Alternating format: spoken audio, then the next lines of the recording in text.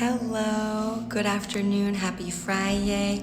Today we're on day 5 of the pivot year, 365 days to become the person you truly want to become by Wiest. And we're actually going to do a little pivot. I'm not going to be reading you day 5's passage, but I do suggest that you do pick up the book yourself. Like I said, I was fortunate enough to get this during her signing and her meet and greet. Little signed All My Love by Wiest. It's an excellent book. Obviously I cherish it so, as you can see how worn it is. And to begin, I wanted to just take a moment. So what we're gonna do is just gonna take a deep breath in. And then exhale as slow as you can.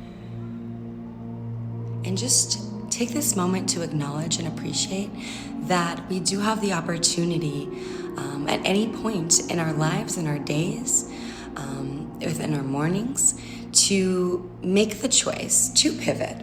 We can pivot anew, pivot old, or we can create our own experience and blending them both. And it's really important, and I feel like it's very powerful when we do acknowledge that moment of freedom to be able to choose and not feel kind of sucked into the rat race or the 9-to-5 or autopilot that we often catch ourselves in. So like I said, I'm gonna do a little pivot. I do have some notes here so I don't get too out there, because I know I can.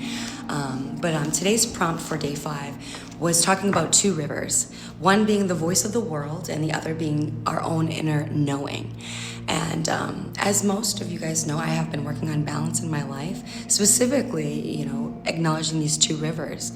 Not abandoning one for the other, but choosing when to listen to either.